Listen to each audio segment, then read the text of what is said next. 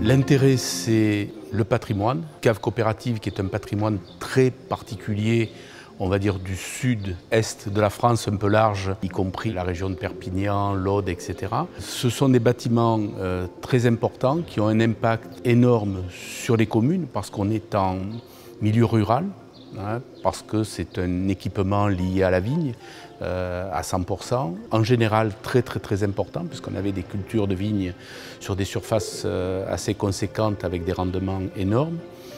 Et puis, pour moi, ce sont les cathédrales du XXe siècle. On avait travaillé déjà sur la cave coopérative de Correns, donc qui avait été réaménagée en salle communale, salle polyvalente. Et on avait travaillé aussi sur la cave coopérative de Signes, qui a été réaménagée en maison des associations.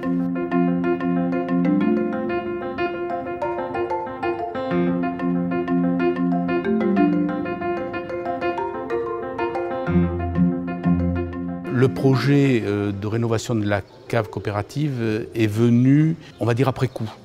Puisque au départ, on a commencé à travailler sur un office du tourisme et quelques salles de représentation de la bauxite, parce que c'était le deuxième élément structurant de la commune.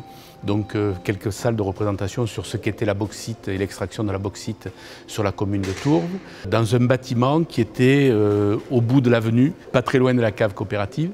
Et donc réflexion avec les élus, avec l'association des Gueules Rouges, d'où le nom Musée des Gueules Rouges. Et de fil en aiguille, on est arrivé à investir la cave coopérative.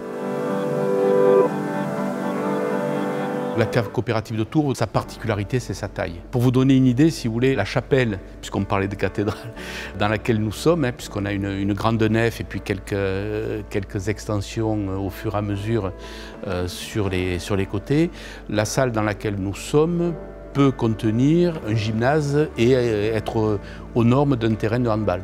Pour vous donner une idée, on a un peu plus de 9 mètres sous les fermes. Et des salles comme ça, vous en avez une, deux, trois dans cette cave-là, plus des annexes dans lesquelles ont été aménagés le musée des Gueules Rouges.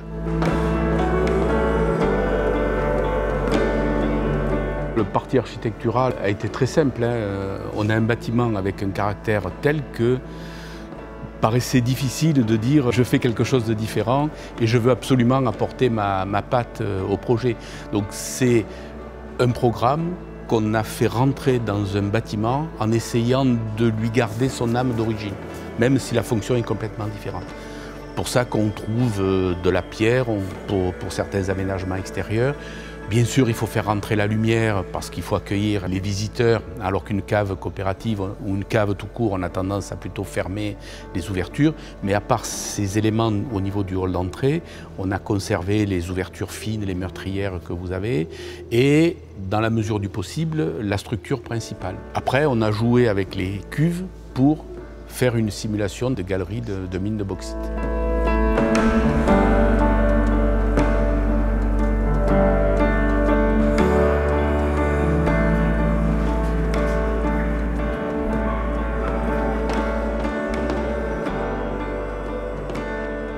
Pour moi, c'est les contraintes de l'existant, parce qu'on aime bien travailler quand il y a des contraintes. Un terrain vierge nu, oui, on fait ce qu'on veut, on met sa patte, mais c'est quand on a plein de contraintes que du coup on sort une force de projet. C'est toujours pareil, c'est avoir une bonne connaissance du bâti dans lequel on s'insère et du coup faire une réhabilitation au plus juste.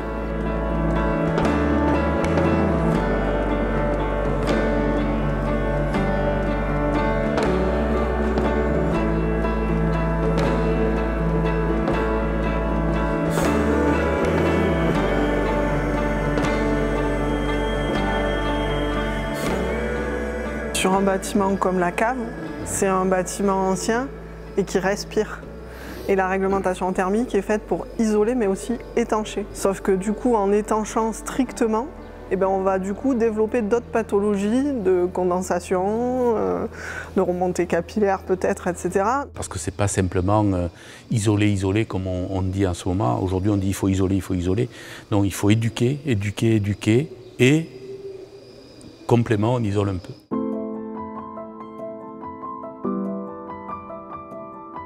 À la base, il y a quand même une réflexion d'un maître d'ouvrage qui pousse à faire la ville sur la ville.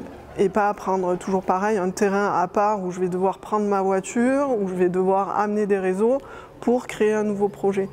Donc c'est sûr qu'on est très enthousiaste dès qu'on a des propositions en ce sens. On travaille aussi des fois sur des études de faisabilité où le maître d'ouvrage a un programme mais pas forcément un terrain. Donc c'est des fois la démarche telle qu'a pu le faire Robert sur le musée des Gueules Rouges, où déjà on affine ce fameux programme de qu'est-ce que veut vraiment un maître d'ouvrage. Et de là, c'est peut-être lui dire, non, c'est pas le champ qui est à côté du stade où on va faire une nouvelle école, mais peut-être que la vieille école, en rachetant un bout de jardin qui est derrière, en affinant au plus près le programme de votre besoin, en préestimant un coût raisonnable, va amener du coup un maître d'ouvrage à réhabiliter plutôt que de faire du neuf et de consommer de l'espace. Là on parle de projets publics, mais on peut avoir le même cas avec un projet privé. Je pense par exemple au cabinet médical sur Brignoles, donc un ancien atelier de carrosserie. Que faire de tout ça? Réflexion, échange avec le maître d'ouvrage. Donc cet atelier a été transformé en maison médicale en plein centre-ville, alors qu'on aurait très bien pu imaginer démolir ce bâtiment.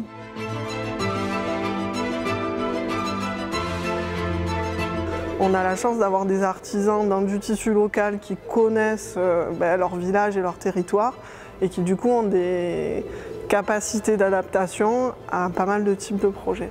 Du coup, une réhabilitation d'une maison de village, même dans une rue étroite, ça se fait.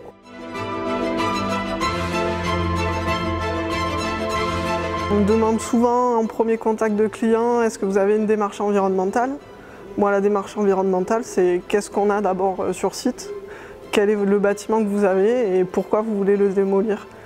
Et une bonne réhabilitation, ça a peut-être beaucoup moins d'impact que de prendre un terrain vierge, loin de tout. Certes, je fais ce que je veux, mais je consomme de l'espace, de l'énergie. Refaire vivre un bâtiment, c'est l'avenir en fait.